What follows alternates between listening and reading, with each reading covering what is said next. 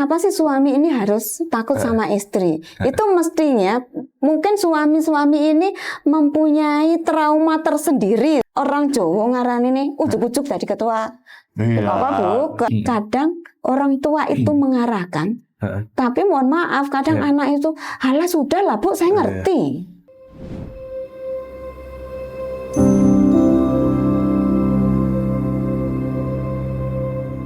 Di balik senyum hangat dan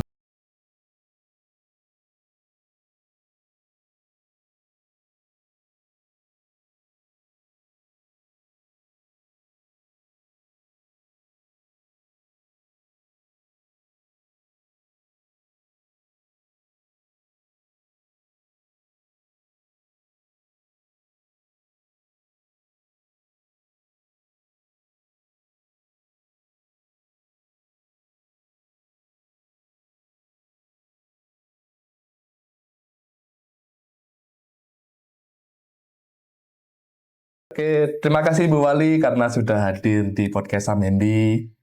Bagaimana kabarnya? Alhamdulillah baik, hari ini akhirnya bisa sampai di sini. Walaupun weekend tapi kesibukannya tetap padat ya. Iya. Oke, mungkin bagi teman-teman di luar Kota Batu yang belum mengenal Ibu Fauziah terlalu jauh nih. Ibu Fauziah ini adalah salah satu sosok perempuan hebat di Kota Batu. Selain sebagai ketua penggerak tim PKK, juga sebagai pembina Posyandu. Tentu saja juga nyonyanya Bapak Wali Kota Batu.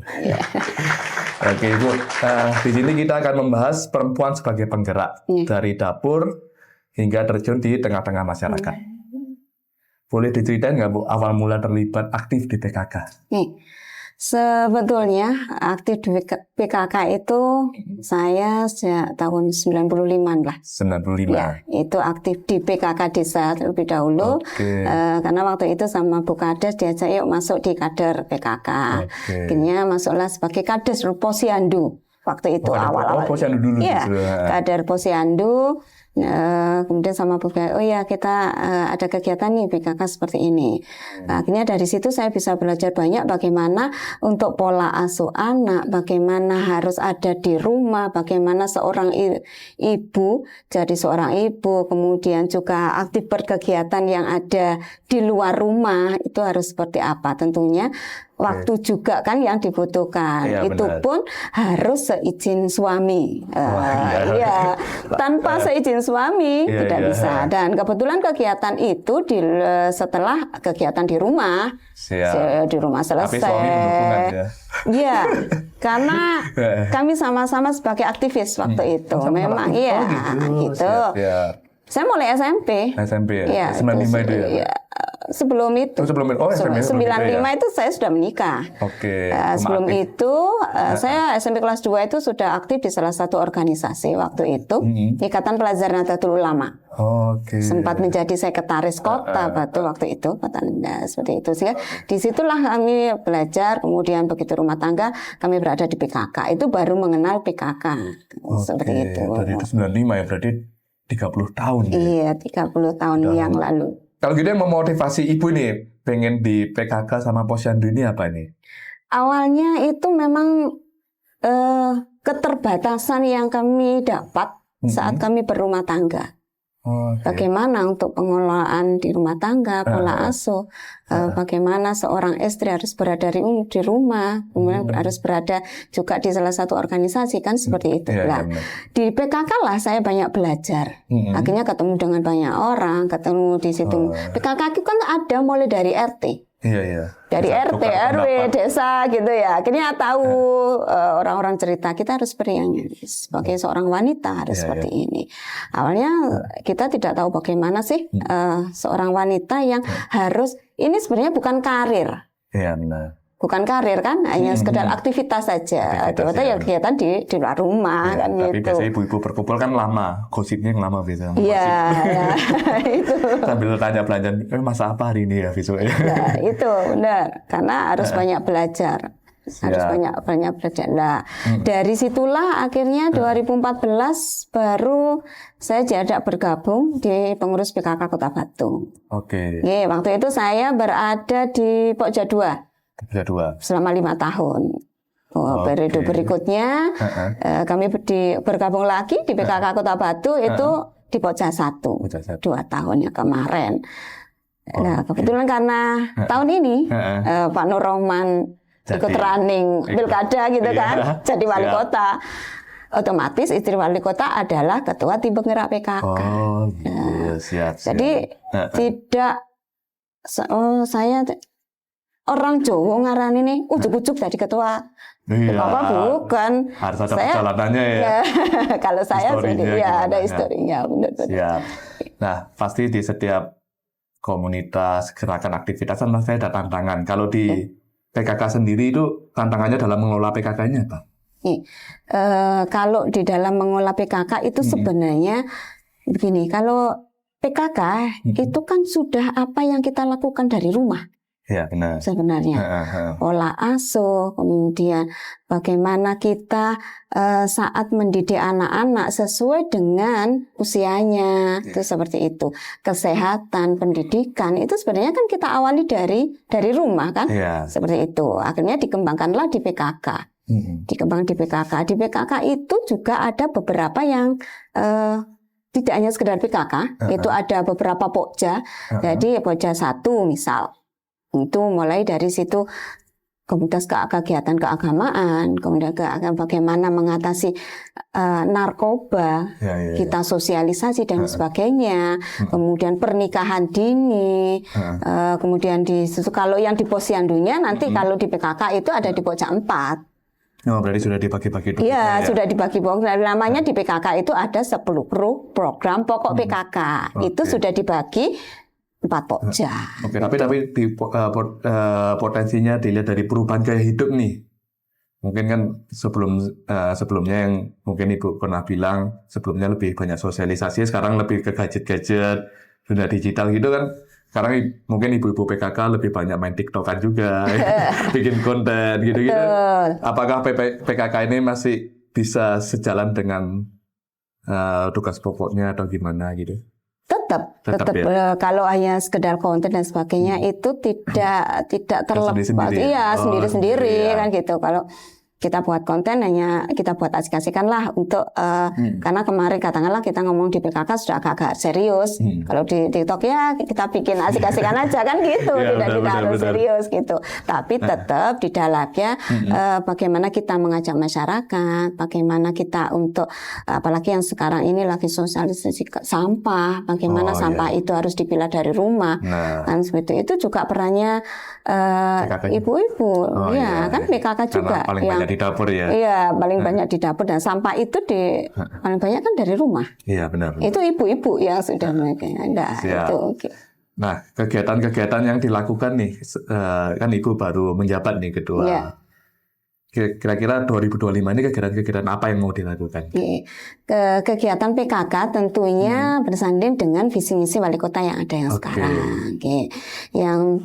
Yang paling dekat hari ini adalah yaitu tadi permasalahan sampah. Kan pasti ada pelatihan UKM, pengajian, kafe, seminar, kegiatan reproduksi, KDRT, gitu-gitu. Itu termasuk kan ya masih? Masuk ya? Juga, masuk ke KDRT, bagaimana itulah. Kalau di PKK kita ada namanya rumah curhat. Rumah curhat. Nah itu hampir di setiap desa kelurahan sudah ada. Rumah curhat, jomblo-jomblo boleh nih? Oh boleh, monggo ya. Jomblo yang mau. Aku juga kayak. Ya, namanya rumah curhat. Kita menerima di situ ada permasalahan, baik itu KDRT. Tapi bukan khusus perempuan aja kan? Bukan. Bukan khusus perempuan sih sebenarnya. Monggo. Cuma kadang orang berpikirnya seperti itu. Bagaimana kerahasiaannya kan gitu. Nah, itu kami tetap jaga. Tadi tidak mungkin akan keluar karena memang di situ sudah ada satu timnya. Seperti kalau di agama Katolik pastor gitu kan ada disumpah kan, yang dipilik itu kan disumpah nggak boleh cerita di luar. Itu sudah ada bahkan nanti permasalahan itu misal sampai berurusan dengan hukum, kita sudah punya ahlinya. Sudah bagaimana itu.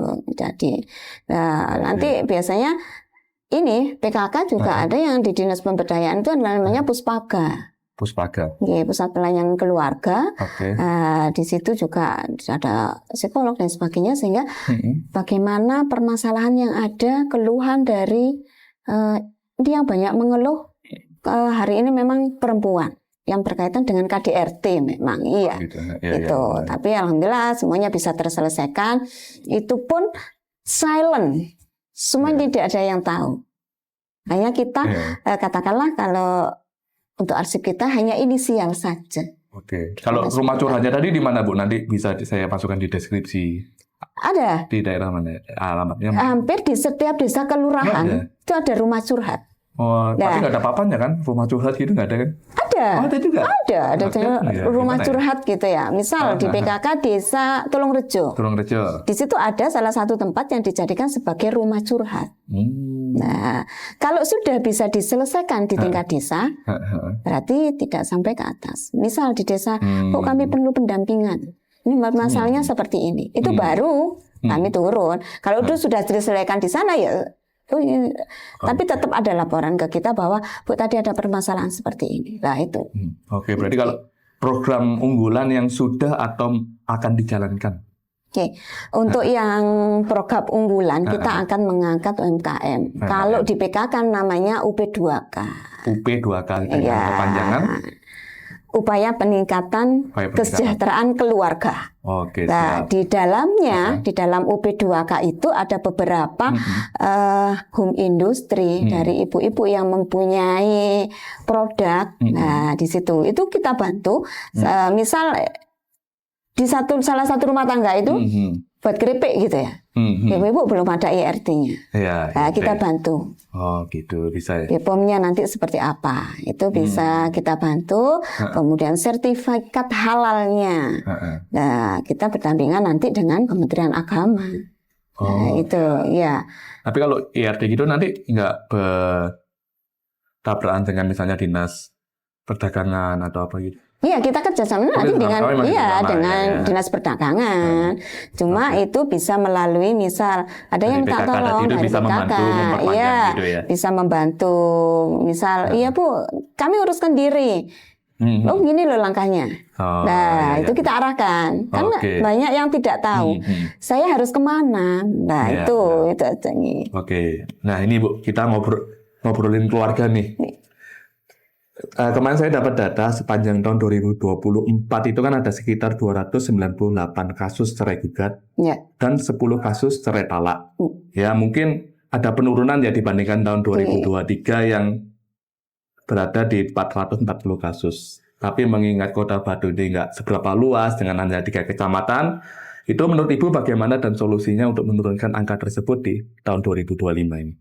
Itu sebenarnya harus dimulai dari calon pengantin. Calon pengantin. Nah, seleksi dulu. Iya. Bukan seleksi. Kalau nggak mungkin kan kita seleksi calon pengantin ini menurut kita nggak cocok, tapi dulu kan nggak mungkin. Kan sudah lah. Dilihat dulu dari itu kita. Tanggal lahirnya, wetonnya apa gitu. Nah itu ya susah itu. Nah, jadi nggak kawin-kawin loh. Calon pengantin ini yang harus kita edukasi bahwa begini loh nanti rumah tangga itu. Bagaimana menyiapkan seorang ibu, seorang ayah yang nanti tentunya ada keturunan biar keturunan juga sehat. Nah, kecerdasan dan banyak kadang ibu muda hanya sekedar oh ya tahun ini saya mau nikah gitu.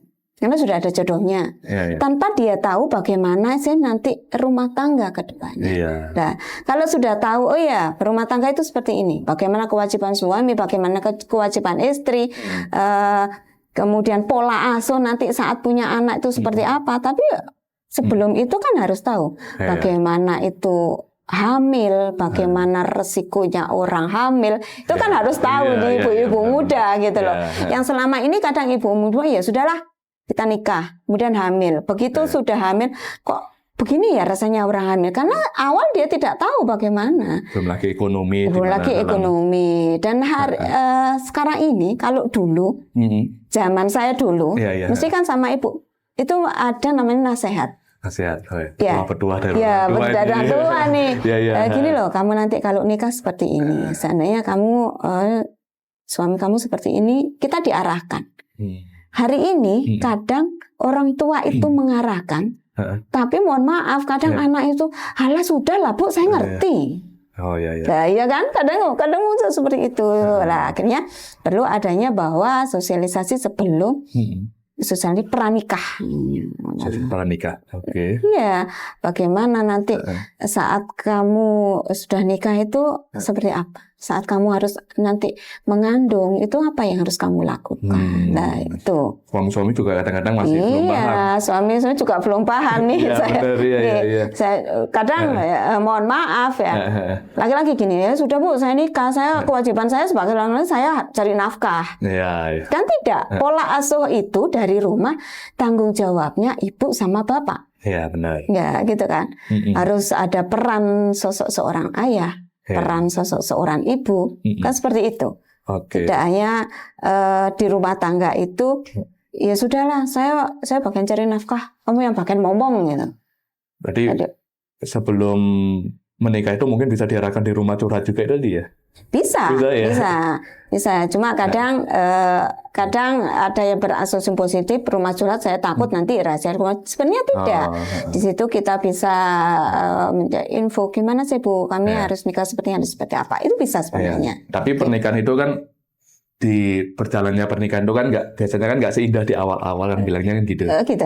Biasanya nanti di tengah-tengah kan biasanya ada cekcok dan lain sebagainya, terus kadang-kadang ada perselingkuhan, KDRT, terus juga mungkin kurang memberi nafkah dan lain sebagainya. Itu kan menjadi salah satu yang menggenjot perceraian kan gitu.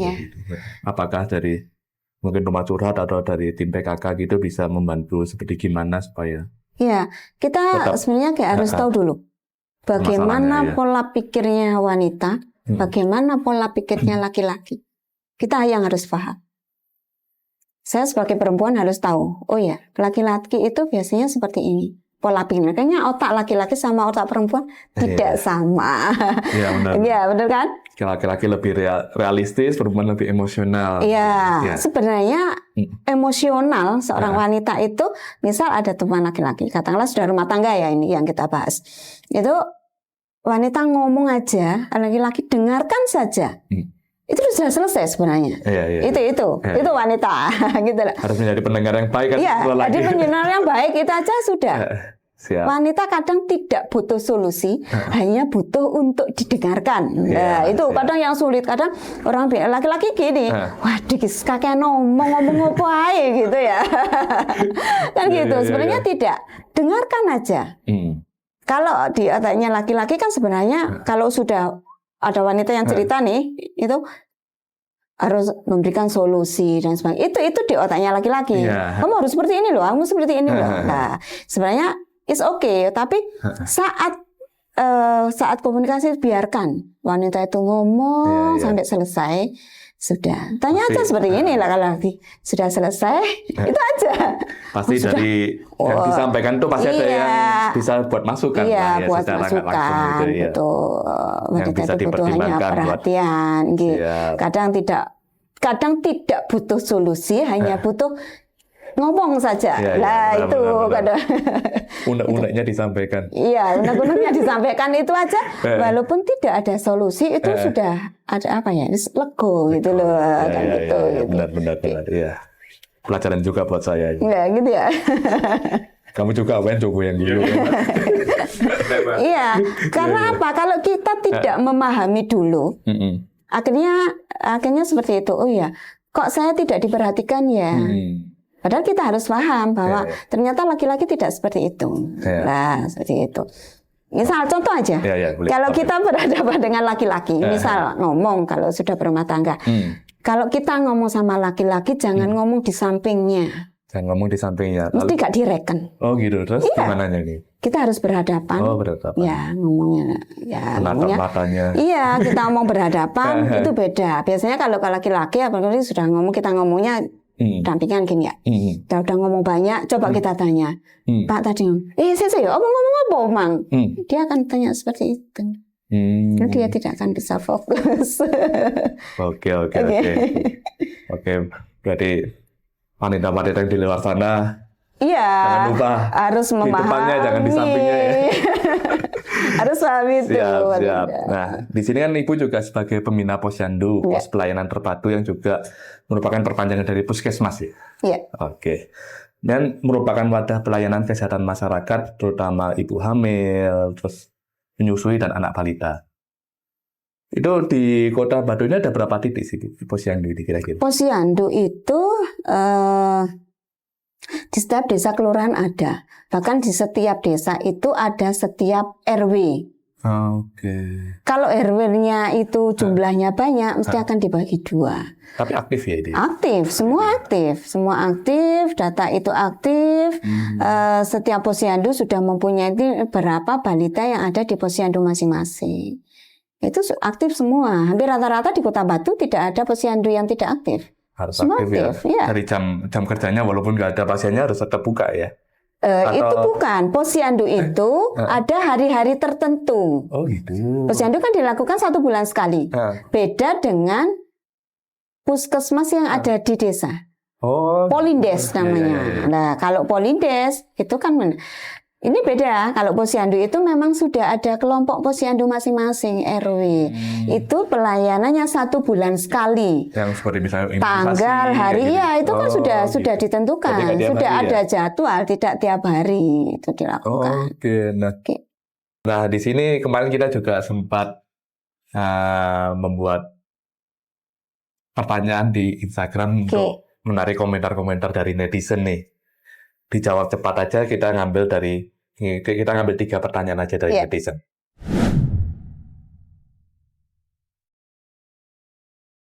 Oke, Ibu, ini dari Siva X. Usulan kalau posyandu dilakukan door to door sesuai data yang ada karena banyak masyarakat yang minim informasi. Ini door yang sebenarnya coba kita ke belakang. Minim informasinya dari mana? Sebenarnya, saya bilang tadi di awal, itu posyandu ada di setiap RW. Setiap RW ada. Ya, tentunya yang melengkung hanya itu lingkup kecil sebenarnya RW. Mestinya kan tahu. Itu sudah terjadwalkan. Bahkan kader-kader posyandu itu sudah mempunyai data anak-anak yang harus ke posyandu. Itu setiap kali ada PK, KDT mesti, Bu, tanggal sekian kita posyandu. Itu sudah ada. Sudah ada ya. Ya, kecuali ada yang harus memang benar-benar ada kunjungan rumah. Misal bulan Februari sama Agustus itu biasanya di posyandu ada pemberian vitamin. Ada misal salah satu peserta posyandu itu balita yang tidak hadir di posyandu saat itu, mesti kadernya akan mengantarkan itu vitamin ke rumah. Itu sudah sebenarnya. Sebenarnya sudah itu sudah dilakukan oleh kader. Itu pun juga ada pendampingan kader itu melalui posyandu mulai dari ibu-ibu hamil. Itu sudah didampingi oleh kader-kader yang ada di posyandu. Oke, seharusnya sudah bukan minim lagi, sudah informasi sudah jelas ya. Sudah sebenarnya. Mungkin yang kurang berkumpul.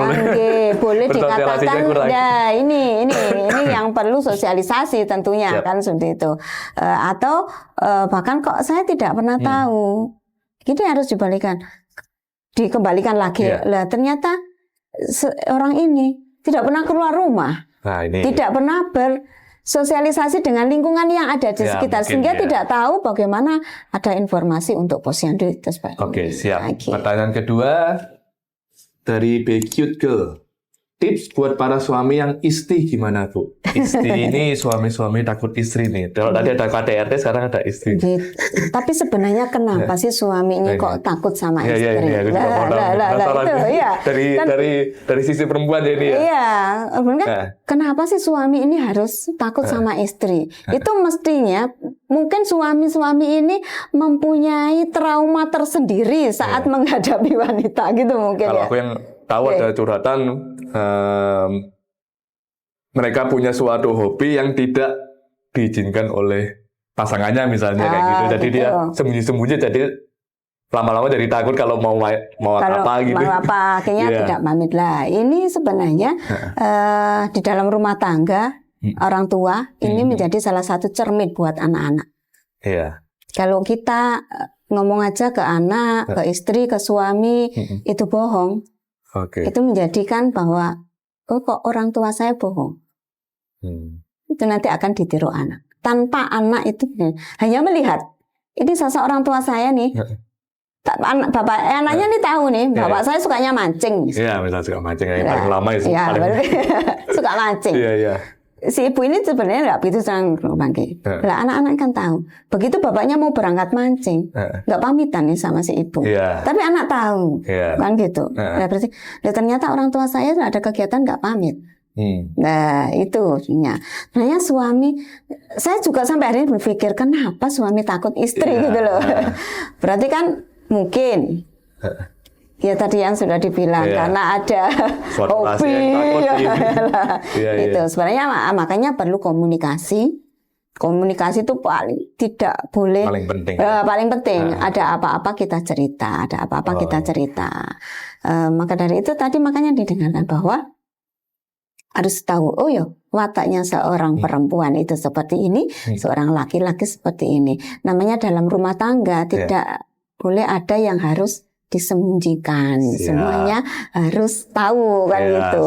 Iya, harus transparan kan ya. Iya, sebenarnya tidak harus takut saya. Malah justru saya yang mungkin istri juga banyak yang takut sama suami. Cuma kadang mungkin tidak dengarnya. Kalau seorang perempuan sudah ngomong aja, Pak hari ini ada saya kegiatan. Kemana gitu, misal kalau yang sosialita nih mau arisan nih sama kelompok gitu. Ya sebenarnya nggak bicara takut menang kalah siapa. Iya bukan sebenarnya saling melengkapi sama-sama sih harus tahu bahwa istri saya punya kegiatan, suami saya punya kebiasaan seperti ini. Sementara yang penting adalah bahwa di rumah tangga tidak sampai meninggalkan, bahwa tidak sampai melupakan tanggung jawab, benar itu loh, itu sih. Oke, terakhir. Masih ada lagi? Terakhir nih, 3 nih. Dari Hal Hucan, sudah bagaimana dalam mendukung program bebas sampah di kalangan ibu-ibu rumah tangga yang tadi sudah disampaikan ya? Iya, sudah sebenarnya ini loh kesadaran kita yang dari dapur pilah sampah. Tapi selama ini saat kemarin yang di Batu krisis sampah itu sudah dilakukan ibu-ibu. Dan mohon maaf kadang bapaknya kisahkan angel kandangane. Pak, ini sudah ditulis, ini sampah kering, ini sampah basah. Benar. Itu kadang yang kadang kurang tertib.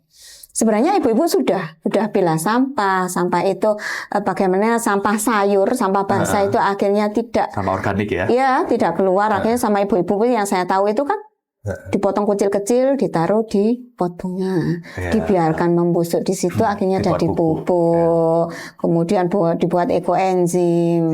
Sebenarnya itu sudah hari ini yang perlu kita serahkan adalah pilah sampah dari rumah. Nah, pilah sampah bagaimana sampah itu harus dipilah mulai dari kering, sampah organik, non organik, sampah-sampah medis, bagaimana itu. Sebenarnya dulu saat di Batu krisis sampah sudah dilakukan. Banyak ibu-ibu melakukan itu sebenarnya. Iya. Oke, siap. Oke, terima kasih Ibu. Sebagai penutup, harapan Ibu terhadap perempuan-perempuan di Kota Batu khususnya yang ingin mulai aktif di komunitas. Bagi perempuan yang sudah aktif di komunitas, yang pertama tentunya yang rumah tangga tidak meninggalkan tanggung jawab sebagai seorang istri, seorang ibu yang ada di rumah. Yang pertama jelas itu. Oke, siap. Jangan lupa sesuatu itu harus seizin yang ada di rumah. Di situ ada suami kita, ada anak kita, atau mungkin bahkan kita satu rumah dengan ibu, itu harus tahu. Komunikasi. Iya, komunikasi yang penting saat kita berkegiatan di luar, itu tahu. Nah, itu saya buat ibu-ibu. Karena hari ini saya tahu ibu-ibu muda, ibu-ibu juga yang seusia saya banyak sekali mengikuti beberapa kegiatan yang ada di luar. Selama kegiatan itu bagus, tidak apa-apa. Selama kegiatan itu ada manfaatnya, itu juga tidak apa-apa. Gitu loh. Daripada hanya kegiatan yang hanya sekedar main-main ya. Boleh sih. Main boleh, tidak apa-apa. Main boleh. Ya itu. Kita biasakan, ada manfaatnya. Iya ada manfaatnya lah.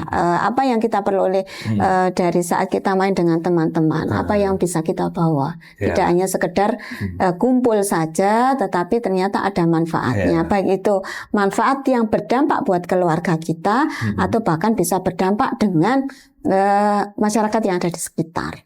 Oke, siap. Makasih Bu. Oke, terima kasih Bu Fauzia atas waktunya dan inspirasinya yang luar biasa.